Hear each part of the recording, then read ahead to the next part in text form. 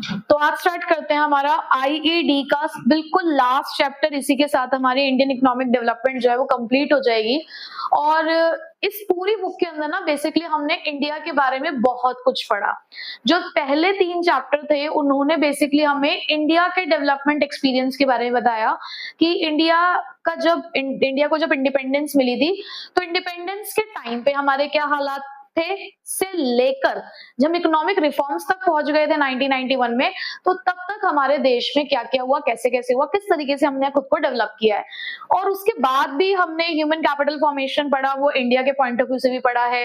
Rural development के बारे में हमने पढ़ा। अभी रिसेंटली हमने इन्वायरमेंट और सस्टेनेबल डेवलपमेंट पढ़ा है। तो मतलब बहुत कुछ हम अभी इस बुक के अंदर इंडिया की इकोनॉमी के बारे में पढ़ चुके हैं। चैप्टर नंबर 10 कंपैरेटिव एक्सपीरियंस है, डेवलपमेंट एक्सपीरियंस है of India and it's neighbour. हमारे चैप्टर 10 का नाम ही यही है, comparative development experience of India and it's neighbour. यानी कि यहाँ हम इंडिया के डेवलपमेंट एक्सपीरियंस का एक कंपैरिजन करने जा रहे हैं उसके 2 नेबर्स के साथ, जिसमें एक है पाकिस्तान और एक है चाइना। तो स्टार्टिंग से ही हम इंडिया के बारे में तो बहुत कुछ पढ़ चुके हैं। तो जब आप इस चैप्टर के अंदर पढ़ेंगे ना तो आपको इंडिया का रेफरेंस थोड़ा कम देखने को मिलेगा, क्योंकि इंडिया के बारे में हम ऑलरेडी बहुत कुछ जान चुके हैं। हमें यहाँ पर ज्यादा से ज्यादा चीजें बताई जाएंगी चाइना और पाकिस्तान के बारे में। अब थोड़ा सा तो हम लोग जानते ही हैं कि 1947 के टाइम पे ही 1947 के टाइम पे इंडिया और पाकिस्तान एक ही थे। लेकिन उसके बाद 1947 के टाइम पे जब इंडिपेंडेंस मिली हमें, तो दोनों अलग अलग देशों के रूप में अलग हो गए। ठीक है, मतलब 2 अलग अलग देश बन गए, इंडिया और पाकिस्तान। जहां पर हम इंडिपेंडेंस डे सेलिब्रेट करते हैं 15th ऑफ अगस्त 1947 को, वो लोग एक दिन पहले सेलिब्रेट करते हैं 14th ऑफ अगस्त 1947।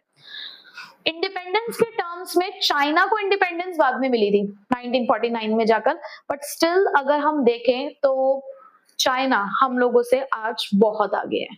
क्यों आगे है, क्या क्या उसने डेवलपमेंट पाथ और डेवलपमेंट स्ट्रैटेजी यूज करी, उसके बारे में पूरा डिस्कशन हम यहाँ पे करेंगे। और पाकिस्तान हमसे अलग हो जाने के बाद कितना खुद को डेवलप कर पाया, कितना नहीं, वो सारी चीजें हम लोग इस चैप्टर के अंदर पढ़ने वाले हैं। ठीक है, तो पहले मैं कुछ सिमिलैरिटीज के बारे में बताती हूँ आपको, तीनों कंट्रीज के बारे में थोड़ा सा हम जान लें कि बेसिकली तीनों कंट्रीज के साथ क्या क्या हुआ और क्या इस टाइम पे चल रहा है। तो अगर मैं डेवलपमेंट स्ट्रैटेजीज की बात करूं तो उसमें हम पहले कुछ सिमिलैरिटीज देख लेते हैं कि तीनों कंट्रीज के अंदर लगभग क्या क्या सिमिलैरिटीज रही। तीनों ही कंट्री को इंडिपेंडेंस लगभग आसपास ही मिली। इंडिया पाकिस्तान को 1947 सिर्फ डे का चेंज है। चाइना को यही चीज 1949, तो चाइना को इंडिपेंडेंस मिली थी 1949 में। उसके बाद 5 ईयर प्लानिंग की बात करें तो आपको पता है, हमने अपने सेकंड चैप्टर में पढ़ा था इसी बुक के कि हमने 5 ईयर प्लानिंग स्टार्ट की थी इंडिया ने 1951 में। वहीं पर पाकिस्तान ने 1956, यानी कि जब अपना एक प्लान कंप्लीट कर चुके थे तब वो अपने फर्स्ट प्लान के ऊपर थे। चाइना ने 1953 में अपनी प्लानिंग स्टार्ट कर दी थी। उसके बाद इकोनॉमिक रिफॉर्म्स की अगर मैं बात करूं तो इकोनॉमिक रिफॉर्म्स हमारे यहाँ पे 1991 में आए, पाकिस्तान में 1988 में आ चुके थे, चाइना में 1978 में स्टार्ट हुए थे। यानी कि इकोनॉमिक रिफॉर्म्स में हम थोड़ा सा पीछे रहे हैं। 1980s तक अगर आप देखोगे ना तो तीनों कंट्रीज ना एक ही ग्रोथ रेट के साथ चल रही थी, लगभग सेम ग्रोथ पैटर्न चल रहा था, और पर कैपिटा इनकम भी ऑलमोस्ट तीनों की सेम चल रही थी। उसके बाद ही मेजर चेंजेस आने शुरू हुए थे। तीनों की इकोनॉमी की मैं बात करूं तो हमारी इंडिया एक लार्जेस्ट डेमोक्रेटिक कंट्री है, जहां पर आपको सेक्युलरिज्म भी देखने को मिलता है।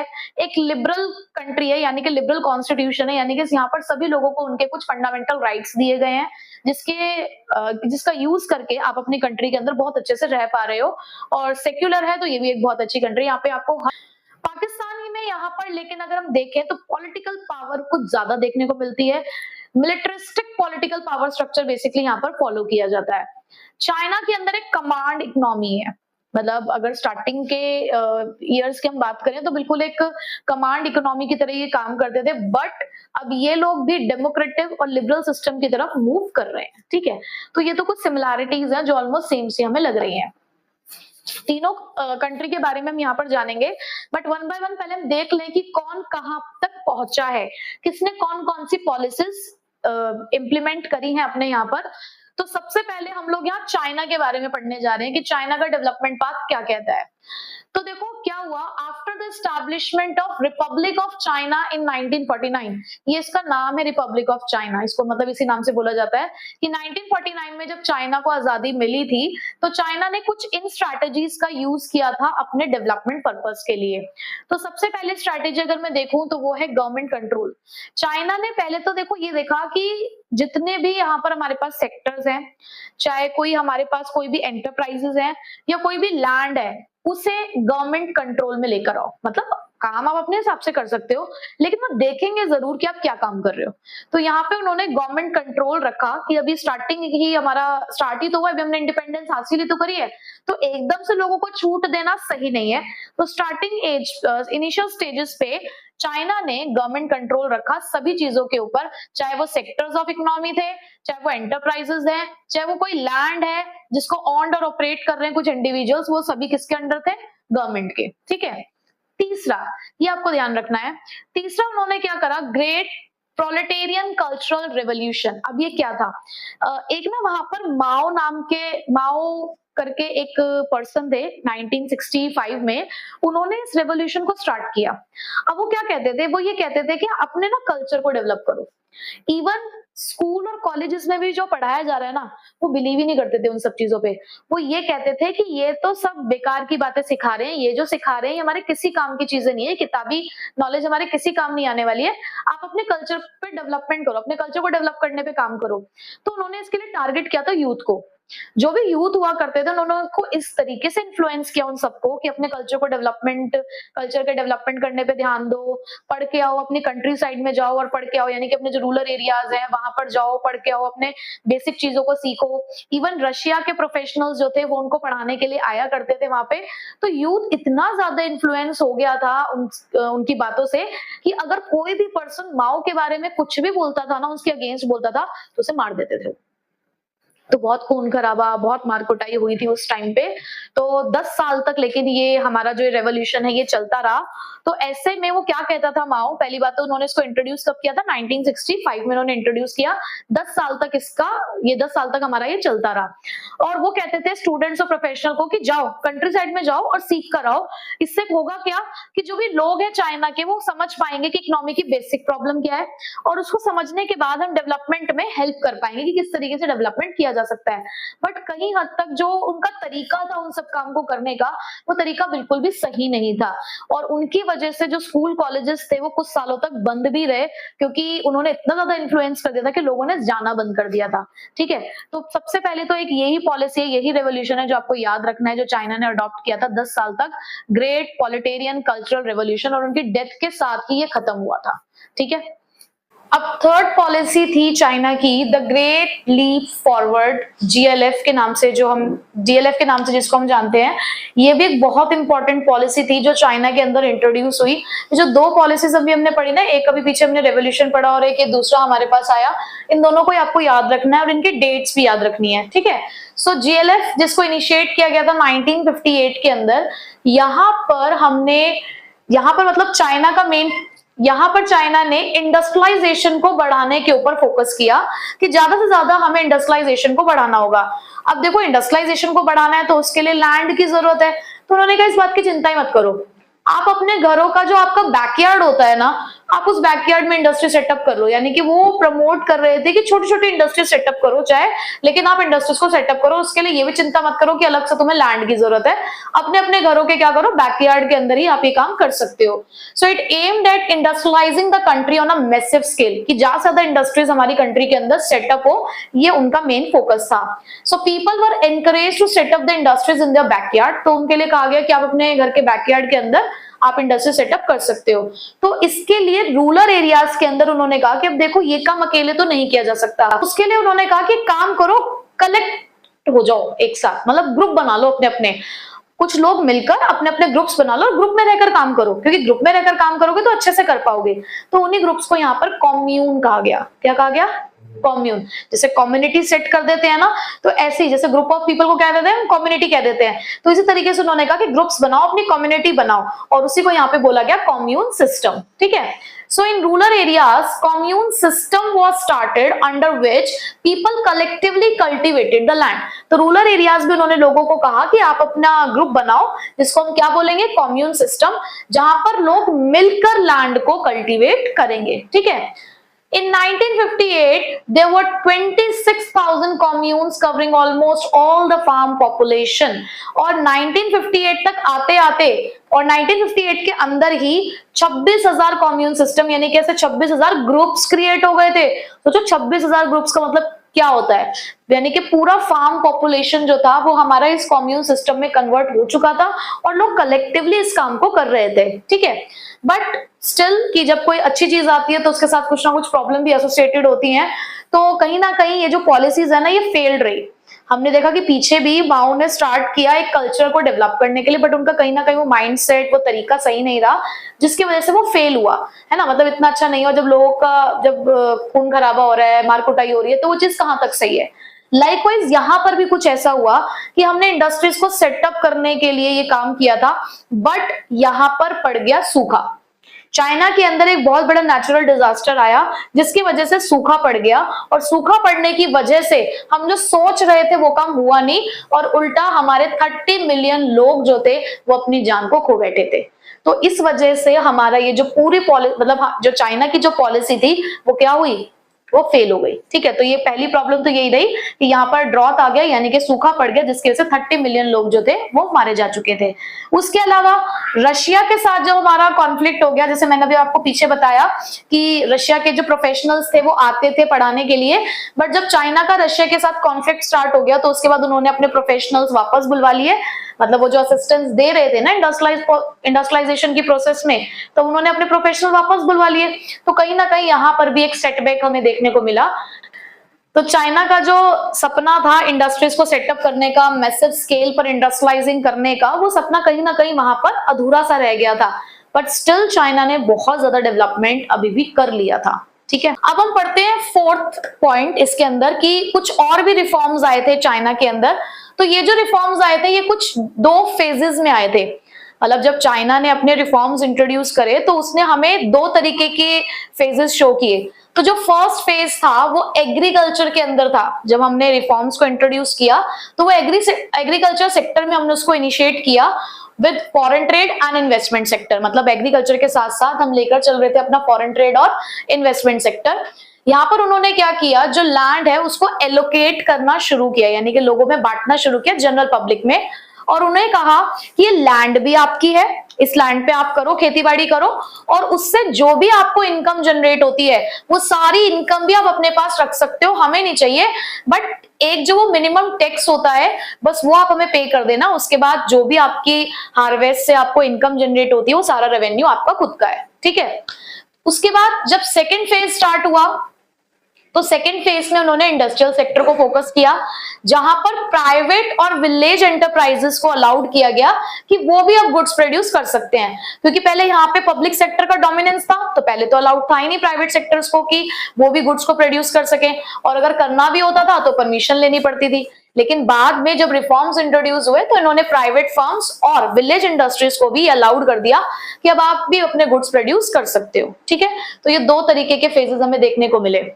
नेक्स्ट यहां पर आया था ड्यूअल प्राइसिंग सिस्टम, यानी कि एक ही चीज की 2 प्राइसेस हो रही थी। कैसे?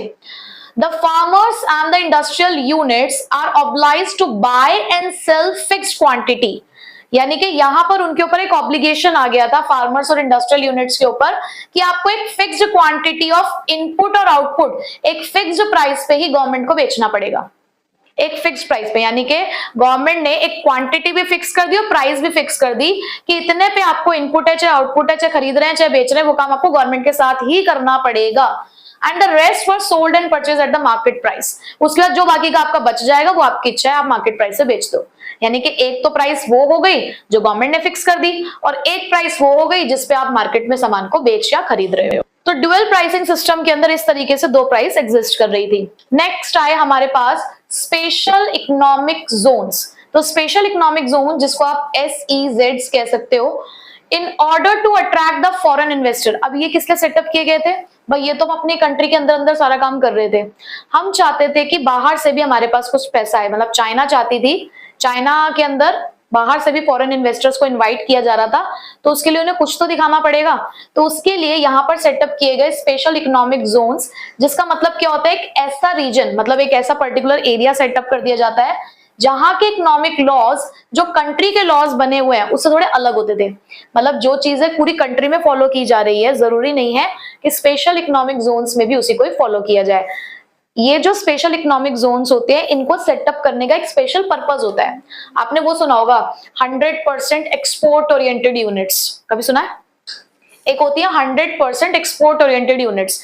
अब उनका काम ही यही होता है कि हमने उन यूनिट्स को सेट ही इसलिए किया है, सेटअप इसलिए किया है कि उनके यहाँ पे जितना भी प्रोडक्शन होता है वो सिर्फ एक्सपोर्ट किया जाएगा, तभी तो नाम है 100% एक्सपोर्ट ओरिएंटेड यूनिट। तो इसी तरीके से जब आप स्पेशल इकोनॉमिक जोन्स को सेटअप करते हो तो वहां पर भी आपका जो मोटिव होता है वो कुछ स्पेशल पर्पस के लिए है।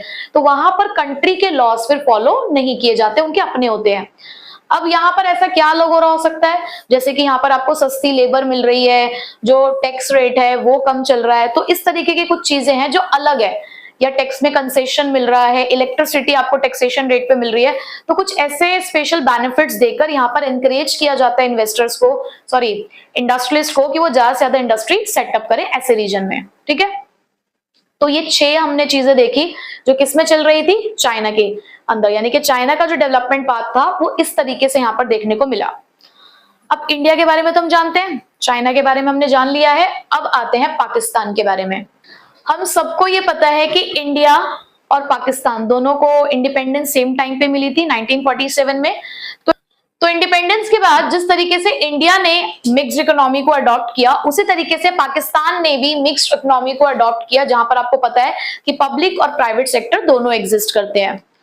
सेकेंड काम क्या किया इन्होंने, कुछ डेवलपमेंट पॉलिसीज चलाई in the late 1950s and 1960s, यानी कि 1950 और 1960s के एंड में आते आते पाकिस्तान ने बहुत सारे रेगुलेटेड पॉलिसीज को इंट्रोड्यूस किया, जिसमें एक फेमस थी हमारी import substitution policy.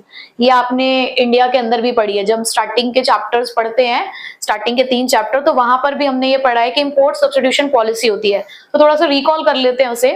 Import substitution का मतलब क्या होता है, अब जैसे कि कोरोना के टाइम पे जब सारे मार्केट बंद थी, खाने पीने की शॉप बंद थी, तो हम लोगों ने क्या किया, क्या जब हम बाहर से नहीं खरीद पा रहे थे और आपको क्रेविंग हो रही है कि नहीं आपको खाना है, तो आप क्या कर रहे थे उस टाइम पे, ठीक है, तो आपने क्या किया, घर पे ही उस चीज को आपने बना के खाना शुरू किया। दैट मीन्स जब हमारे लिए बाहर से ऑप्शन बंद हो गया, तब हमने ये काम करना शुरू किया ना। तो यहाँ पे इंपोर्ट सब्स्टिट्यूशन पॉलिसी ये कहती है कि जिन चीजों के लिए आप बाहर की कंट्रीज पे डिपेंड हो रहे हो ना, आप इंपोर्ट कर रहे हो, भाई देखो, या तो उन सभी चीजों को खुद बनाना शुरू कर दो अपनी कंट्री के अंदर। आप जो भी सामान बाहर से खरीद रहे हो उसको या तो खुद बनाना शुरू कर दो, या अगर आपको लगता है कि आपके यहाँ पे उन चीजों को बनाने के लिए फेवरेबल कंडीशन नहीं है, या रिसोर्सेज नहीं है, या टेक्नोलॉजी नहीं है, तो उसका कोई सब्स्टिट्यूशन ढूंढ लो। ठीक है, तो इसीलिए उसका नाम भी रखा गया इंपोर्ट सब्स्टिट्यूशन पॉलिसी। ठीक है, उसके अलावा और कौन सी पॉलिसी आई, tariff protecting policy for manufacturing the consumer goods and so on. Tariff protecting policy का मतलब है कि हम चाहते हैं कि कंज्यूमर गुड्स की मैन्युफैक्चरिंग हो, तो उसके ऊपर ना टैरिफ्स लगाए गए। टैरिफ मतलब समझते हो, टैक्सेस। टैरिफ का मतलब होता है टैक्सेस, कि हम नहीं चाहते कि ज्यादा से ज्यादा सामान, हमारा जो कंज्यूमर गुड्स जो हम बना रहे हैं वो बाहर चले जाएं। हम चाहते हैं हमारे यहाँ पे जो लोग रहते हैं उनके लिए भी बचे ना। तो इसलिए पाकिस्तान ने टैरिफ प्रोटेक्टिंग पॉलिसी अडॉप्ट करी, ताकि जो कंज्यूमर गुड्स की मैन्युफैक्चरिंग है उसको ज्यादा से ज्यादा प्रमोट किया जा सके। ठीक है, थर्ड, फाइनेंशियल सपोर्ट। अब पाकिस्तान जब आजाद हुआ था तो आपको पता है इतना ज्यादा इंडिया फिर भी थोड़ा स्ट्रॉन्ग लेवल पे था जिस टाइम पे उसको इंडिपेंडेंस मिली थी, बट पाकिस्तान बहुत ज्यादा अंडर डेवलपिंग सिचुएशन में था। तो उस टाइम पे उन्हें पैसों की बहुत ज्यादा जरूरत थी। तो यहाँ पर पाकिस्तान को रिसीव हुआ financial support from the western Nations, यानी कि जो बाहर की कंट्रीज है, फॉरेन कंट्रीज हैं, वहां से उन्हें फाइनेंशियल सपोर्ट मिला, रेमिटेंसेस मिली। मतलब जितने भी मिडिल कंट्रीज हैं, तो वहां के जो लोग हैं उन लोगों ने क्या किया, रेमिटेंसेस भेजना शुरू किया, और इसकी वजह से कहीं ना कहीं थोड़ी बहुत उनकी इकोनॉमी की ग्रोथ होनी शुरू हुई। ठीक है, तो फाइनेंशियल सपोर्ट के बाद हमारा 4th पॉइंट है पाकिस्तान के लिए, ग्रीन रेवोल्यूशन। इंडिया के अंदर भी ग्रीन रेवोल्यूशन आया, उसके अंदर क्या हुआ था, ग्रीन रेवोल्यूशन का मतलब क्या था कि हमारे पास कुछ फूड ग्रेन्स की जो प्रोडक्शन, कुछ फूड ग्रेन्स का जो प्रोडक्शन था वो अचानक से बढ़ा, जिसमें व्हीट और राइस सबसे ज्यादा काउंटेड थे। तो इसी तरीके से 1953 में पाकिस्तान के अंदर भी ग्रीन रेवोल्यूशन आया, जिसके अंदर यहां पर भी हमें यही चीज देखने को मिली कि अचानक से फूड ग्रेन्स का जो प्रोडक्शन था, क्योंकि हम यहाँ पे हम HYV सीड्स का इस्तेमाल कर रहे थे और उसके अलावा फर्टिलाइजर्स का इस्तेमाल होना शुरू हुआ, जिसकी वजह से जो प्रोडक्शन था on a massive scale increase होना शुरू हो गया था। साथ साथ क्या हुआ, पब्लिक इन्वेस्टमेंट बढ़ी इंफ्रास्ट्रक्चर के ऊपर, तो वो भी पाकिस्तान के लिए बेनिफिशियल था। ग्रीन रेवोल्यूशन की वजह से फूड ग्रेन का जो प्रोडक्शन था वो बढ़ गया था, और यहां पर भी ये देखने को मिला था जिस तरीके से इंडिया में कि कुछ कुछ फूड ग्रेन्स का ही जो प्रोडक्शन था वो ज्यादातर बढ़ रहा था, जैसे वहां पर भी व्हीट और राइस, और बाद में लेटर ऑन हुआ था कि हाँ जो अदर ग्रेन्स हैं या अदर जो वेजिटेबल्स वगैरह हैं उनके लिए भी प्रोडक्शन स्टार्ट हुआ था। तो यहाँ पर ग्रीन रेवोल्यूशन जो पाकिस्तान में शो हो रहा था वो भी इसी तरीके के कुछ जो आपको पैटर्न है वो शो कर रहा था। पता है क्या होता है, क्योंकि जब आप प्रोडक्शन करते हो तो आपको एक कंडीशन चाहिए होती है, कुछ क्लाइमेट कंडीशन होती है, सॉइल की क्वालिटी भी होती है, तो उस हिसाब से प्रोडक्शन होता है। तो डिपेंड करता है कि आपकी जो लैंड है वो किस पर्टिकुलर वेराइटी ऑफ प्रोडक्शन के लिए सुटेबल है। तो पाकिस्तान के अंदर भी ग्रीन रेवोल्यूशन हमने देखने को मिला। नेक्स्ट उसके बाद रोल ऑफ प्राइवेट सेक्टर। अभी हमने पीछे भी ये पढ़ा कि प्राइवेट सेक्टर्स और विलेज इंडस्ट्रीज को अलाउड कर दिया गया था कि अब वो भी गुड्स का प्रोडक्शन कर सकते हैं। तो 1987 में ना पाकिस्तान को भी ये रियलाइज होना शुरू हुआ कि सिर्फ पब्लिक सेक्टर के साथ ही हम आगे नहीं बढ़ पाएंगे, कहीं ना कहीं हमें जो प्राइवेट सेक्टर की जो एक्सपर्ट नॉलेज है, जो उनका प्रोफेशनलिज्म है, वो हमें इस्तेमाल करना ही होगा। तो इसलिए उन्होंने प्राइवेट सेक्टर को भी फिर एक इंपॉर्टेंट रोल देना शुरू किया। तो 1988 के अंदर स्ट्रक्चरल रिफॉर्म्स बनाए गए। स्ट्रक्चरल रिफॉर्म्स मतलब कि जिस स्ट्रक्चर को आप ऑलरेडी फॉलो कर रहे हो उसके अंदर क्या किया जाता है, चेंज किया जाता है।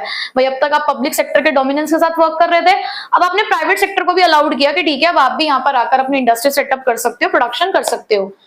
1970s में नेशनलाइजेशन हुआ था कैपिटल गुड्स का, यानी कि नेशनलाइजेशन का मतलब होता है किसी चीज को गवर्नमेंट कंट्रोल में लेकर आना। हमने 1988 में स्ट्रक्चरल रिफॉर्म्स इंट्रोड्यूस किए, ठीक है। उससे पहले 1970s में ना हमने कैपिटल गुड्स के अंदर नेशनलाइजेशन कर दिया था कि पब्लिक सेक्टर के अलावा उन गुड्स को कोई नहीं बना सकता। अब जब रिफॉर्म्स आए तो 1970s और 1980s के एंड तक आते आते हमने बहुत सारे एरियाज में डी नेशनलाइजेशन कर दिया, यानी कि पब्लिक सेक्टर के रोल को कम किया और प्राइवेट सेक्टर को भी एंटर करा कि अब आप भी उस एरिया में एंटर करके प्रोडक्शन कर सकते हो, और एनकरेज किया ज्यादा से ज्यादा प्राइवेट सेक्टर को। मतलब 1970s में पहले आपने नेशनलाइजेशन करके रोक लगाई कि नहीं सिर्फ पब्लिक सेक्टर काम करेगा कैपिटल गुड्स के अंदर, लेकिन जब हमें रियलाइज हुआ कि नहीं प्राइवेट सेक्टर को भी हमें इन्वॉल्व करना पड़ेगा डेवलपमेंट के लिए, तो फिर 1980s में आते आते मतलब वही जब 1988 में रिफॉर्म्स आए आपने प्राइवेट सेक्टर के रोल को इंक्रीज करना शुरू कर दिया पाकिस्तान ने, ठीक है। तो बस ये हमारा डेवलपमेंट पार्ट था पाकिस्तान का कि मिक्स्ड इकोनॉमी लेकर आए, ग्रीन रेवोल्यूशन आया, उनके यहाँ पे प्राइवेट सेक्टर का रोल बढ़ गया था, फाइनेंशियल सपोर्ट मिलना शुरू हुआ था, कहां से, वेस्टर्न कंट्रीज से, ज्यादातर वेस्टर्न कंट्रीज से, और पाकिस्तान ने कुछ डेवलपमेंट पॉलिसीज भी इंप्लीमेंट की थी, ठीक है। अब हम कंपैरिजन करने जा रहे हैं। हमने ये जान लिया कि इंडिया का डेवलपमेंट एक्सपीरियंस कैसा था, चाइना का कैसा रहा और पाकिस्तान का कैसा रहा। तीनों का डेवलपमेंट एक्सपीरियंस हम जान चुके हैं। अब तीनों का हम कंपैरिजन करेंगे। कुछ हमारे पास इंडिकेटर्स हैं जिसके ऊपर बेस्ड होकर हम तीनों के ऊपर एक क्या करने वाले हैं, कंपैरिजन करने वाले हैं। सबसे पहला कंपैरिजन हमारा जा रहा है डेमोग्राफिक इंडिकेटर्स की तरफ से। तो तीनों कंट्रीज हमारे पास, इंडिया, चाइना, पाकिस्तान। सबसे पहले अगर हम पॉपुलेशन को देखें, और ये जो आपके पास डेटा अवेलेबल है ये है 2017 और 18 का, ठीक है। 2017-18 का डाटा हम लोग इस टाइम पे स्टडी कर रहे हैं। तो उस टाइम पे जो एस्टिमेटेड पॉपुलेशन थी अगर आप देखें तो हाईएस्ट कहां देखने को मिल रही है, 17-18 के टाइम पे हाईएस्ट पॉपुलेशन चाइना भी थी, बट एट प्रेजेंट इंडिया में है, ठीक है। तो अगर 17-18 का डेटा है तो आपको उस टाइम पे चाइना का नाम लेना है, लेकिन अगर एट प्रेजेंट सिचुएशन की हम बात करें तो इंडिया है, ठीक है। उसके बाद एनुअल ग्रोथ ऑफ पॉपुलेशन अगर आप देखो तो ये रेशो आपको पाकिस्तान में ज्यादा देखने को मिलेगा। ये है 2.05 पाकिस्तान में, उसके बाद कम है हमारे इंडिया में 1.03, और फिर उसके बाद आता है हमारा चाइना 0.46, ठीक है। डेंसिटी का मतलब होता है कि पर स्क्वायर किलोमीटर में कितने लोग रहते हैं। तो अगर आप देखो तो चाइना के अंदर ये जो डेंसिटी का रेशो है ये सबसे कम है 148। क्यों? क्योंकि चाइना के पास जो एरिया है वो ज्यादा है, वहीं पे इंडिया के पास जो एरिया है वो कम है, इस वजह से यहाँ पर 455 का आपको ये परसेंटेज, 455 की डिजिट आपको देखने को मिल रही है। पाकिस्तान में ये प्रोपोर्शन इसलिए कम है क्योंकि यहाँ की पॉपुलेशन ही कम है, ठीक है, इसलिए। अगर हम सेक्स रेशियो की बात करें तो उसका मतलब होता है कि कितने कि 1000 फीमेल्स 1000 मेल्स के कंपैरिजन में कितना परसेंटेज ऑफ फीमेल्स है हमारे पास। तो ये भी अगर आप देखें तो ये सबसे ज्यादा कहां देखने को मिल रहा है आपको? चाइना के अंदर 949 है, फिर उसके बाद आप देखो पाकिस्तान में है 943 और इंडिया में है 924, यानी कि सबसे ज्यादा जो आपको इनइक्वालिटी दिखेगी वो इंडिया के अंदर ही दिख रही है। उसके बाद फर्टिलिटी रेट की अगर हम बात करें तो फर्टिलिटी रेट का मतलब होता है the number of children born by a woman in a reproductive age, यानी कि एक रिप्रोडक्टिव एज में एक वुमन कितने नंबर ऑफ चिल्ड्रन को बर्थ दे रही है उसके बेसिस पर इसको कैलकुलेट किया जाता है। तो ये फर्टिलिटी रेट आपको पाकिस्तान में देखो सबसे ज्यादा दिख रहा है 3.6 है, उसके बाद आता है इंडिया 2.2 और उसके बाद हमारा चाइना 1.7।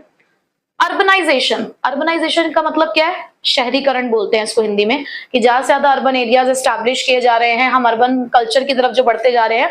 तो अर्बनाइजेशन में भी अगर आप देखें तो चाइना सबसे आगे है, उसके बाद आता है पाकिस्तान और उसके बाद आता है इंडिया। इंडिया पीछे इसलिए क्योंकि उसकी पॉपुलेशन बहुत ज्यादा है तो उसको मेंटेन करने के लिए उसका रिसोर्सेस कम पड़ जाते हैं, ठीक है। आपको कभी भी एग्जाम में ना डेटा लिखने के लिए नहीं आएगा, तो आपको डेटा याद बिल्कुल नहीं करने हैं। आपको मेन चीज क्या फोकस करनी है कि कहाँ कौन सी कंट्री आगे है। तो अगर हम पॉपुलेशन देखें फिलहाल इस वाले डेटा के बेसिस पे, ऐसे ही क्वेश्चन आएगा, केस स्टडी टाइप भी आ सकता है कि आपको इस तरीके से एक टेबल बनी हुई आएगी, सिर्फ आपको क्या करना है उसका एनालिसिस करना है कि क्या हमारे पास यहाँ पे रिजल्ट ही शो कर रही है टेबल। तो अगर मैं इसी टेबल से एक एनालिसिस निकालूं तो इन टर्म्स ऑफ पॉपुलेशन अगर हम देखें तो सबसे आगे कौन है, हाईएस्ट किसमें है पॉपुलेशन? अगर हम देखें तो बताओ हाईएस्ट किसमें थी पॉपुलेशन? चाइना में हमें पॉपुलेशन हाईएस्ट देखने को मिली और लोएस्ट पाकिस्तान में, ठीक है। तो इस तरीके से आपको कंक्लूजन्स निकालना है सिर्फ। अगर आप एनुअल ग्रोथ देखो पॉपुलेशन की, सबसे ज्यादा आपको एनुअल ग्रोथ कहां देखने को मिल रही है पॉपुलेशन की? पाकिस्तान में। तो यहाँ पे पाकिस्तान हाईएस्ट पे है और लोएस्ट कौन सा है? चाइना, ठीक है। फिर उसके बाद आप नेक्स्ट इंडिकेटर देखो क्या है, डेंसिटी। अब डेंसिटी के लिए कौन सी कंट्री डेंसली पॉपुलेटेड दिख रही है आपको? इंडिया। तो हाईएस्ट इसमें है और लोएस्ट कहाँ है? चाइना में, ठीक है। फिर उसके बाद क्या है आपके पास? सेक्स रेशियो है, तो वो सबसे ज्यादा आपको बायसनेस कहां दिख रही है? इंडिया के अंदर। हाईएस्ट कहां पर है लेकिन? चाइना में। और लोएस्ट कहां है? इंडिया में। फिर नेक्स्ट है हमारे पास फर्टिलिटी रेट। फर्टिलिटी रेट की अगर हम बात करें तो हाईएस्ट कहां है? पाकिस्तान के अंदर और लोएस्ट कहां पर है? चाइना के अंदर। लास्ट हमारे पास अर्बनाइजेशन। अगर आप अर्बनाइजेशन भी देखें तो हाईएस्ट कहां पर देखने को मिल रहा है? चाइना में और लोएस्ट कहां पे देखने को मिल रहा है? इंडिया में। तो बस आपको ना इस तरीके से टेबल्स का एनालिसिस करना होगा, ठीक।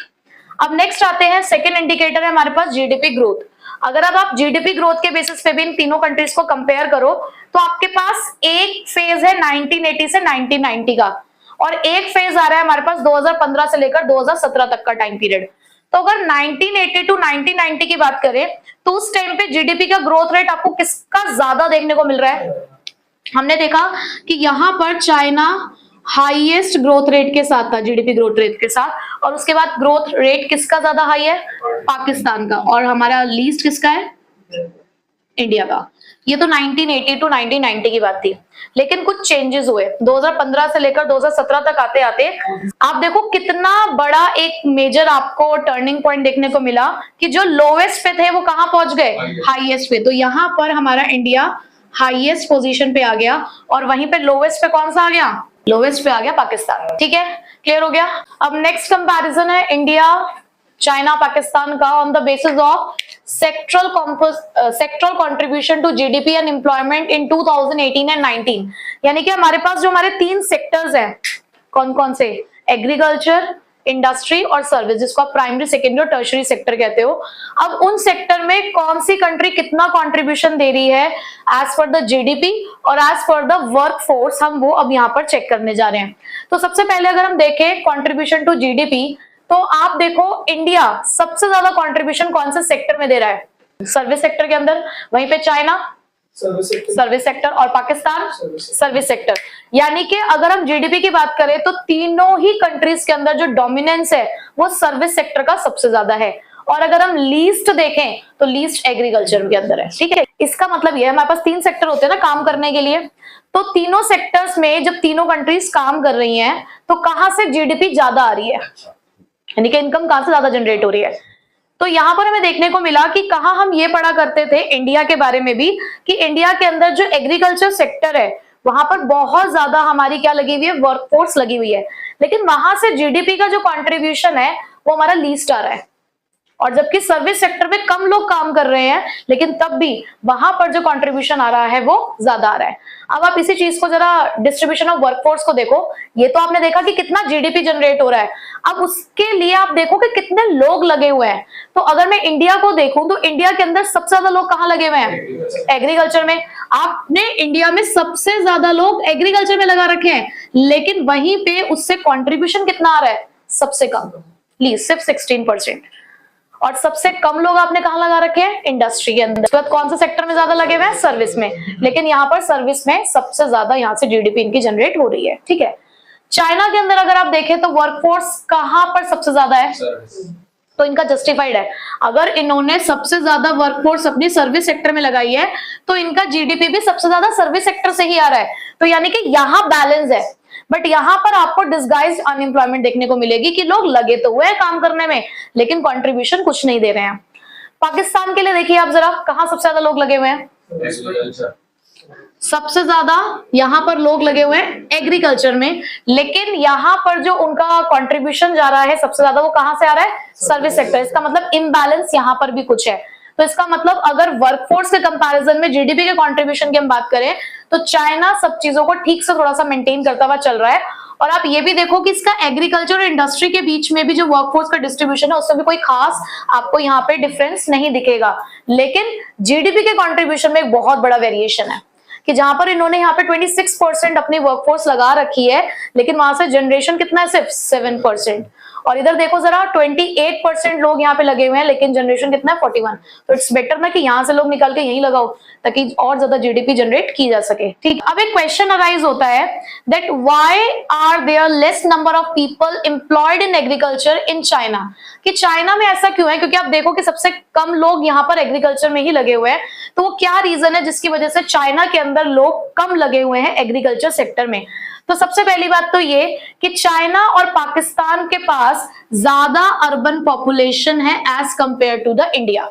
हमने भी पीछे अर्बनाइजेशन जब देखा तो हमने देखा इंडिया अर्बनाइजेशन के उसमें अर्बनाइजेशन की रेस में सबसे पीछे था, सबसे आगे था चाइना, फिर उसके बाद पाकिस्तान, फिर उसके बाद हमारा इंडिया था। दूसरा reason, until 1980s more than 80% of the people in China were dependent on farming as their sole source of livelihood। 1980s तक तो ऐसा था कि चाइना के अंदर रहने वाले 80% लोग जो थे वो फार्मिंग में लगे हुए थे, यानी कि स्टार्टिंग में तो था ऐसा 1980s के टाइम पे कि ज्यादा से ज्यादा लोग फार्मिंग का काम करते थे। बट उसके बाद क्या हुआ, गवर्नमेंट ने उनको एनकरेज करना शुरू किया कि ये खेती बाड़ी छोड़ो, अपने फील्ड्स को छोड़ो और दूसरी एक्टिविटीज में आगे बढ़ो, जैसे कि हैंडीक्राफ्ट्स, कॉमर्स और ट्रांसपोर्ट, यानी कि वो उनको लेकर जा रहे थे इंडस्ट्री और सर्विस सेक्टर की तरफ। जिसकी वजह से क्या हुआ, जो प्रोपोर्शन ऑफ वर्कफोर्स था जो एग्रीकल्चर में लगा हुआ था चाइना का, वो रिड्यूस हुआ 26% तक 2018-19 में with contribution to GDP at 7%। इसी की वजह से ये जो आपको डाउनफॉल देखने को मिला है वो इसी की वजह से आपको देखने को मिला है। और एक पॉइंट और था हमारे पास यहाँ पे कि चाइना के अंदर only about 10% of cultivable land है जो इंडिया के 40% कल्टीवेबल लैंड के बराबर है। तो ये भी एक रीजन है कि क्यों हम ये देखने को मिल रहा है कि एग्रीकल्चर के एरिया में चाइना थोड़ा पीछे है, क्यों उसकी वर्कफोर्स अदर सेक्टर्स में ज्यादा है और एग्रीकल्चर सेक्टर में कम। नेक्स्ट इंडिकेटर है हमारे पास ह्यूमन डेवलपमेंट इंडिकेटर्स, जहां पर आपको कुछ ऐसी चीजें देखने को मिलेंगी जो हमारी कंट्री में रहने वाले लोगों के बारे में बताएगी। जैसे कि हमने ह्यूमन कैपिटल फॉर्मेशन वाला चैप्टर पढ़ा है जिसके अंदर हमने पढ़ा था HDI। जब भी हमें किसी कंट्री का HDI यानी कि ह्यूमन डेवलपमेंट इंडेक्स पढ़ना होता है कि उस कंट्री में रहने वाले लोगों का वेलबींग क्या है, तो उसके लिए हम उनकी लिटरेसी रेट को चेक करते हैं, हम वहां पर अडल्ट लिटरेसी रेट भी चेक करते हैं, एनरोलमेंट रेशियोज चेक करते हैं, जीडीपी चेक करते हैं परचेजिंग पावर पैरिटी के टर्म्स में। तो उससे ये पता चलता है कि उस कंट्री में रहने वाले लोग कितने डेवलप हो चुके हैं, यानी कि इन terms of knowledge, in terms of skills वो कितना डेवलप हुआ है।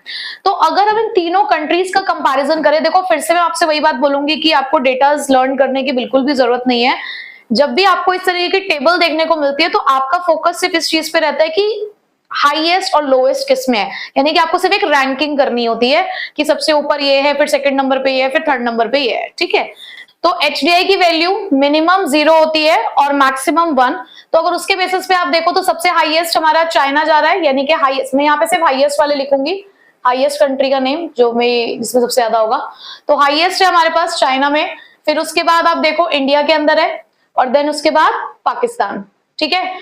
आप रैंकिंग देखो अगर एचडीआई की इसी बेस पे, तो सबसे हाईएस्ट चाइना, फिर इंडिया आता है, और उसके बाद पाकिस्तान। उसके बाद लाइफ एक्सपेक्टेंसी एट बर्थ क्या होती है कि ऑन एन एवरेज एक पर्सन कितने इयर्स तक सरवाइव कर पाता है, तो ये भी आपको हाईएस्ट चाइना में दिख रहा है, फिर उसके बाद इंडिया, देन उसके बाद पाकिस्तान। तो अब तक इन तीनों ही चीजों में आपको चाइना हाईएस्ट पे दिख रहा होगा। अब आता है मीन ईयर्स ऑफ स्कूलिंग। अब मीन ईयर्स ऑफ स्कूलिंग क्या होता है कि सपोज करो किसी देश में 3 लोग हैं या 3 बच्चे हैं, इसने अपनी जो स्कूलिंग करी है वो 10 साल तक करी है, इसने अपनी स्कूलिंग करी नहीं है, ये 1 भी साल तक स्कूल नहीं गया, उसके बाद इसने अपनी स्कूलिंग करी 5 साल तक। तो अगर मैं इनका एवरेज निकालूं तो 10 + 0 + 5 डिवाइडेड बाय 3, यानी कि 15 डिवाइडेड बाय 3, यानी कि 5, यानी कि किसी भी देश में, जिस भी देश के लिए हमने इसको कैलकुलेट किया होगा, उस देश में लोग 5 साल तक स्कूल जाते ही जाते हैं। इसे बोलते हैं मीन ईयर्स ऑफ स्कूलिंग, यानी कि ऑन एन एवरेज वहां पर रहने वाले बच्चे कितने ईयर्स तक स्कूल अटेंड करते हैं, ठीक है। तो अगर ये भी आप देखो तो हाईएस्ट कहां पे देखने को मिल रहा है आपको, चाइना के अंदर, फिर उसके बाद इंडिया, और उसके बाद पाकिस्तान। उसके बाद gross national per capita, simple सी बात कहूं तो कितना पैसा हम कमा रहे हैं in terms of US dollar, तो उसमें भी हाईएस्ट आपको देखने को मिल रहा है, सबसे आगे चाइना, फिर इंडिया, और उसके बाद पाकिस्तान। उसके बाद percentage of people below the poverty line, सबसे कम लोग बिलो द पॉवर्टी लाइन कहां पर देखने को मिल रहे हैं, ये भी आपको चाइना में देखने को मिल रहे हैं। तो ये सबसे कम लोग चाइना के अंदर रहते हैं बिलो पॉवर्टी लाइन। फिर उसके बाद देखो सेकंड नंबर में हमारे पास इंडिया है, और उसके बाद पाकिस्तान, ठीक है। Next is infant mortality rate. Infant mortality rate का मतलब क्या है कि अगर 1000 बच्चे पैदा हो रहे हैं, एक नवजात शिशु की बात हो रही है, न्यूबॉर्न बेबी, कि अगर 1000 बच्चे पैदा हो रहे हैं तो उसमें से कितने बच्चों की डेथ हो जाती है, ठीक है। तो अगर ये वाला रेशो भी आप देखो तो सबसे कम ये रेशो आपको देखने को मिल रहा है चाइना में, फिर उससे कम इंडिया में, और फिर उसके बाद ये रेशो बहुत ज्यादा अगर आप देखें तो कहां देखने को मिल रहा है, पाकिस्तान में, यानी कि यहां पर भी चाइना रूल कर रहा है। उसके बाद है मैटरनल मोर्टालिटी रेट। अब वहीं पे मैटरनल का मतलब होता है मदर, ठीक है। अब कितनी ऐसी मदर हैं जिनकी डेथ हो जाती है आफ्टर बर्थ, मतलब एक बच्चे को जन्म देने के बाद ऐसी कितनी मदर है जिनकी डेथ हो जाती है, तो ये रेशो आपको सबसे कम देखने को मिल रहा है चाइना में, फिर उसके बाद इंडिया में, देन उसके बाद पाकिस्तान में।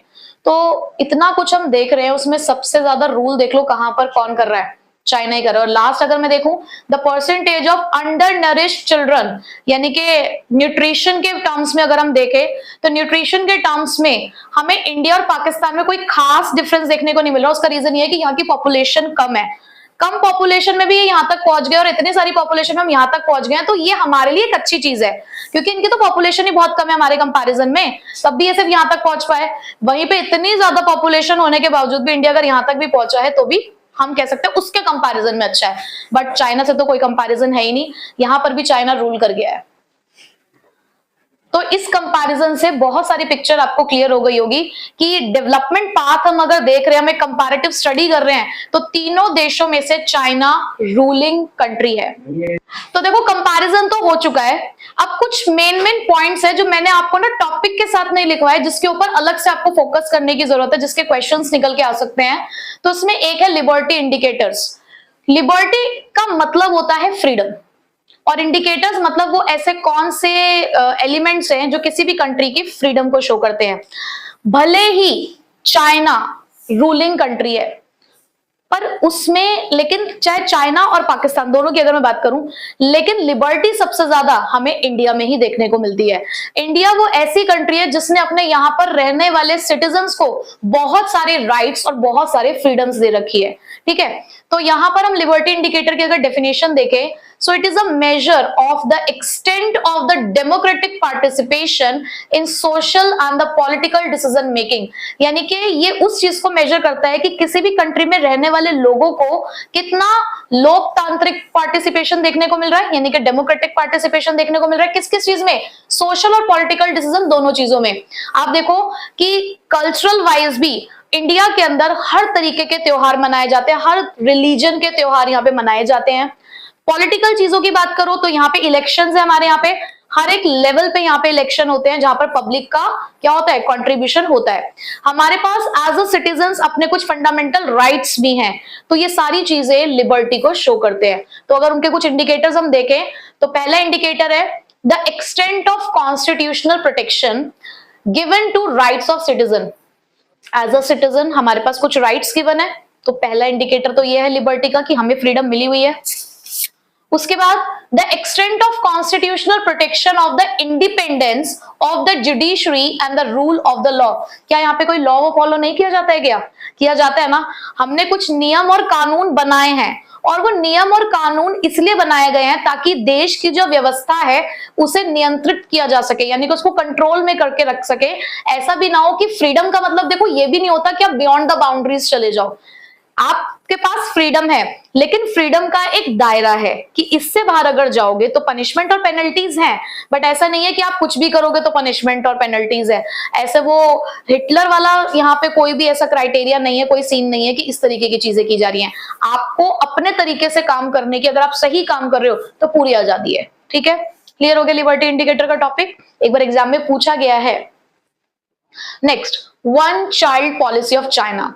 इसके बारे में शायद आप सभी लोग जानते होंगे, कहीं ना कहीं आप लोगों ने पढ़ा होगा कि चाइना की पॉपुलेशन बहुत ज्यादा बढ़ रही थी, और उस पॉपुलेशन को कंट्रोल करने के लिए चाइना ने एक रूल निकाला। चाइना ने कहा कि अब देखो हमारे यहाँ पे वन चाइल्ड पॉलिसी है। अब वन चाइल्ड पॉलिसी का मतलब ये नहीं कि अगर किसी के 2 बच्चे हो गए तो उसके एक बच्चे को मार दिया जाएगा, ऐसा कुछ नहीं है। उन्होंने ये बोला कि जो भी कपल अगर एक चाइल्ड का ही बर्थ करते हैं, मतलब एक ही चाइल्ड रखते हैं, तो उनको सरकार की तरफ से कुछ फैसिलिटीज दी जाएंगी, जैसे कि उनके बच्चों के एजुकेशन के अंदर, हेल्थ सर्विसेज के अंदर, इस तरीके की कुछ आपको फैसिलिटीज सरकार की तरफ से मिलेंगी। लेकिन अगर आप एक से ज्यादा बच्चे करते हैं, यानी कि 2 या 3, तो आपको वही फैसिलिटी सिर्फ एक बच्चे तक मिलेगी, उसके बाद के बच्चों के लिए नहीं मिलेगी, ठीक है। अब जब ये पॉलिसी आई तो इसके कुछ पॉजिटिव इंपैक्ट्स भी हुए, कुछ नेगेटिव इंपैक्ट्स भी। देखो पॉजिटिव इंपैक्ट तो यही हुआ कि पॉपुलेशन कंट्रोल होनी स्टार्ट हुई। दूसरा इसका बेनिफिट ये हुआ कि जो मदर की जो हेल्थ है, जो विमेन हेल्थ है, वो भी बेटर होनी शुरू हो गई, क्योंकि देखो जब एक बेबी को ही बर्थ दिया जा रहा है तो वो कंडीशन मेंटेन रहती है, क्योंकि न्यूट्रिएंट्स बहुत ज्यादा लॉस हो जाते हैं जब बेबी बर्थ होता है, तो ठीक है। तो 2 ये पॉजिटिव इंपैक्ट्स है। बट नेगेटिव इंपैक्ट्स क्या हुआ कि हमारा देश क्योंकि बहुत ज्यादा बायस्ड है टुवर्ड्स द जेंडर, तो जब लोगों को लगा कि यार एक ही बच्चा कर सकते हैं, तो वहां पर फिर से वही मेल प्रेफरेंस आनी शुरू हुई। फिर लोगों ने टेस्टिंग करानी शुरू करी कि भाई क्या है जेंडर को जानने के लिए, और अगर उन्हें पता चला कि गर्ल है तो उसके बाद वही आप लोगों को पता है कि भ्रूण हत्या जिसे कहते हैं, वो सब चीजें बहुत ज्यादा बढ़ने लग गई थी। तो ये सब चीजें बहुत ज्यादा बढ़ने लग गई थी, तो ये एक बहुत ही नेगेटिव इंपैक्ट देखने को हमें मिला कि फिर से वही हमें जो मेल प्रेफरेंस है, जो बायसनेस है टुवर्ड्स द जेंडर, वो हमें यहाँ पे देखने को मिल रहा था। दूसरा नेगेटिव इंपैक्ट क्या हुआ कि जब इस तरीके से वन चाइल्ड पॉलिसी नॉर्म आया तो वहां पर हमें एल्डरली पीपल ज्यादा देखने को मिले as compare to the young population. तो इसीलिए बाद में इस पॉलिसी को 2016 में अबंडन कर दिया गया, यानी कि इस पॉलिसी को खत्म कर दिया गया, इस पॉलिसी को बिल्कुल खत्म कर दिया गया, ठीक है। नेक्स्ट एक और क्वेश्चन आपसे पूछा जा सकता है कि पाकिस्तान का डेवलपमेंट पाथ हमने देखा, ऐसा भी नहीं है कि पाकिस्तान ने कुछ हासिल नहीं किया, ठीक है, उसने भी डेवलपमेंट करी है, बट स्टिल हमें वो रीजंस चाहिए कि क्यों पाकिस्तान में जो ग्रोथ रेट था वो स्लो था, क्यों बार बार पॉवर्टी जो थी वो पाकिस्तान को झेलनी पड़ रही थी। तो उसके यहाँ पर 4 रीजन है। पहला रीजन है पॉलिटिकल इंस्टेबिलिटी।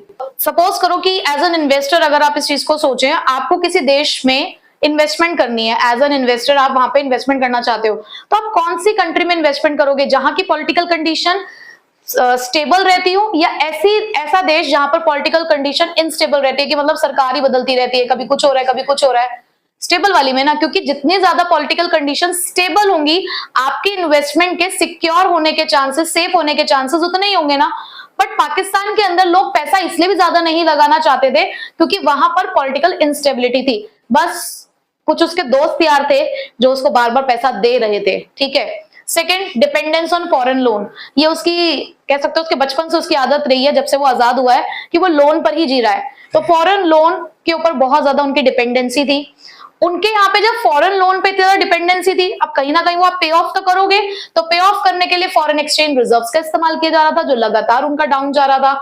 और वो ना, तुम्हें पता ही है कि सुनते ही आ रहे होगे कि पाकिस्तान खाने पीने से ज्यादा लड़ाई झगड़े में ज्यादा विश्वास रखता है। तो वो जब भी पैसा आता था तो उसको ये नहीं लगता था कि यार अपने देश के जनता को भुखमरी से बचाया जाए, उनके लिए फूड ग्रेन्स प्रोड्यूस किए जाए, उस चीज से पैसा लगाया जाए। नहीं, डेवलपमेंट के लिए कोई काम नहीं करना, उसे काम करना था अपनी प्रोटेक्शन का, क्योंकि तो बहुत ज्यादा खर्चा वो लोग डिफेंस पे करते थे, हथियारों को बनाने में उन्होंने बहुत ज्यादा पैसा खर्च किया। तो इस वजह से बार बार उन्हें पॉवर्टी और स्लो ग्रोथ जो है वो देखने को मिल रही थी। चलिए, ये तो हमने पूरा चैप्टर पढ़ लिया, बट पूरे चैप्टर में मैंने आपको कहा कि डेटा याद नहीं करना, जो मेन मेन चीजें थी वो याद करनी है, बट हाँ ये डेट्स याद रखनी है आपको। तो मैंने पूरे चैप्टर में जितनी भी मेन मेन डेट्स थी वो आप लोगों के लिए यहाँ पे लिख दी है सामने। एक बार उसको देख लेते हैं कि क्या क्या हुआ है। सबसे पहले अगर हम इंडिया की बात करें तो इंडिया में फ्रीडम आई थी 1947 को। इकोनॉमिक सिस्टम हमने कौन सा अडॉप्ट किया था? मिक्स्ड इकोनॉमी, जिसमें पब्लिक और प्राइवेट दोनों एग्जिस्ट करते हैं। हमारी इकोनॉमिक प्लानिंग 1 अप्रैल 1951 को स्टार्ट हुई थी, जहां पर हमने 5 साल के लिए क्या करी थी? प्लानिंग करी थी।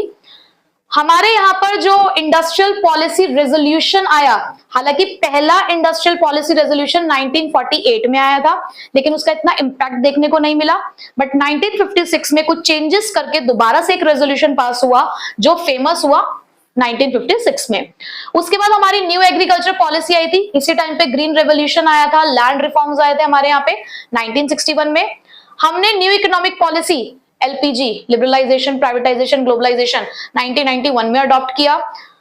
हमने यहाँ पर 5 ईयर प्लानिंग से शिफ्ट करा था। हमने 1951 में प्लानिंग स्टार्ट करी थी, बट वो प्लानिंग 2017 में आके बंद हो गई थी, 5 ईयर प्लानिंग, क्योंकि उस टाइम पे हमने प्लानिंग कमीशन को बंद करके कौन सा स्टार्ट किया था? नीति आयोग, ठीक है। और नीति आयोग ने एक पर्सपेक्टिव प्लानिंग करी, यानी कि एक लंबे समय की प्लानिंग करी, जो कि 15 इयर्स की मानी जाती है। तो 2017 से उस प्लानिंग को स्टार्ट कर दिया गया था। ये इंडिया के बारे में था सब कुछ। चाइना की बात करें तो चाइना को जो इंडिपेंडेंस मिली थी वो 1949 में मिली, हमसे बाद में मिली थी, बट स्टिल उसने अपनी पॉलिसीज कुछ ऐसे इंप्लीमेंट करी जिसकी वजह से वो हमसे आगे रहा। उन्होंने इकोनॉमिक प्लानिंग हमसे 2 साल बाद स्टार्ट करी थी, यहाँ पे 1953 में। इकोनॉमिक सिस्टम इनके यहाँ था कमांड इकोनॉमी। कमांड इकोनॉमी का मतलब होता है जहां पर है प्राइवेट सेक्टर भी है, बट गवर्नमेंट का रोल ज्यादा है, मतलब पब्लिक सेक्टर डोमिनेंस में था यहाँ पे। ग्रेट लीप फॉरवर्ड, आप जानते हो कि ग्रेट लीप फॉरवर्ड में क्या हुआ था? लोगों को उनके बैकयार्ड में बोला गया था कि इंडस्ट्री सेटअप करो, बट उसकी वजह से क्या हुआ था? लोगों ने एग्रीकल्चर छोड़ना शुरू कर दिया, जिसकी वजह से चीजें खराब हुई और 30 मिलियन लोगों की जानें चली गई थी सूखा पड़ने की वजह से। तो फेल हो गई थी पॉलिसी। हमारा जो कल्चरल रिवॉल्यूशन आया था वो आया था माओ की लीडरशिप में, जहां पर आपको याद है मैंने बताया था कि उसने यंग पॉपुलेशन को इन्फ्लुएंस किया कि स्कूल कॉलेजेस से में आपको कोई इस तरीके की चीजें नहीं पढ़ाई जा रही हैं, कंट्री साइड जाओ, यानी कि अपने गांव वगैरह में जाओ, वहां से चीजों को सीखो। और अगर कोई भी उसके खिलाफ कुछ भी बोलता था तो उसको क्या करते थे? लोग मार देते थे। तो इतना ज्यादा ये रेवोल्यूशन फैला और 1966 से 1976 10 साल तक ये रेवोल्यूशन चला था। इकोनॉमिक रिफॉर्म्स आए 1978 में इनके यहाँ पे। अब देखो हमने इकोनॉमिक रिफॉर्म्स कब अडॉप्ट किए थे? हमने 1991 में अडॉप्ट किया और उन्होंने 1978 में, हमसे काफी पहले अडॉप्ट कर दिया था। क्यों? हमने ना मजबूरी में इकोनॉमिक रिफॉर्म्स लेकर आए थे, क्योंकि हमारी जो कंडीशन थी उस टाइम पे सही नहीं थी देश की, तो हमें इकोनॉमिक रिफॉर्म्स लाने पड़े। उनकी मजबूरी नहीं थी, उन्होंने तो एज अ डेवलपमेंट पर्पज ही उसको स्टार्टिंग में स्टार्ट कर दिया था, ठीक है। वन चाइल्ड पॉलिसी आई थी यहाँ पे 1979 में। अब पाकिस्तान की बात करें तो पाकिस्तान को हमारे साथ ही फ्रीडम मिली थी एक दिन पहले ही 1947 में। इन्होंने इकोनॉमिक प्लानिंग सबसे लेट स्टार्ट करी 1956 में, जब हम अपने सेकंड प्लान पे थे, ये फर्स्ट प्लानिंग की तैयारी कर रहे थे। इन्होंने भी हमारे देखा देखी इकोनॉमिक सिस्टम मिक्स्ड इकोनॉमी ही अपनाया। यहाँ पर एक इंपोर्ट सब्स्टिट्यूशन पॉलिसी भी आई 1950s के अंदर, जहां पर या तो हम उस सामान को अपने यहाँ पर बनाना शुरू कर देते हैं जिस चीज को हम इंपोर्ट कर रहे हैं बाहर से, या फिर हम उसका एक सब्स्टिट्यूशन निकाल लेते हैं। यहाँ पे ग्रीन रेवोल्यूशन लगभग जब हमारे यहाँ आए थे तभी आया था 1960s के टाइम पे। नेशनलाइजेशन हुआ यहाँ पर कैपिटल गुड इंडस्ट्री का। नेशनलाइजेशन का मतलब होता है जब सरकार का ज्यादा डोमिनेंस हो जाता है किसी एक पर्टिकुलर इंडस्ट्री पे। नेशनलाइजेशन का मतलब होता है राष्ट्रीयकरण। राष्ट्रीयकरण मतलब पब्लिक डोमिनेंस, कि पब्लिक ने अपने हाथों में पावर ली थी उस चीज के रिगार्डिंग। बट बाद में डी नेशनलाइजेशन भी 1980s तक आते आते डी नेशनलाइजेशन दोबारा हो गया था। इन्होंने इकोनॉमिक रिफॉर्म स्टार्ट किए थे 1988 में, ठीक है। तो बस ये हमारा टोटल एक कंपैरिजन है जो हमने इस चैप्टर के अंदर पढ़ा, ये आपको जरूर याद रखना है, ठीक है। और इसी के साथ हमारी इंडियन इकोनॉमिक डेवलपमेंट प्लस हमारे ये वाला चैप्टर कंप्लीट, ठीक है।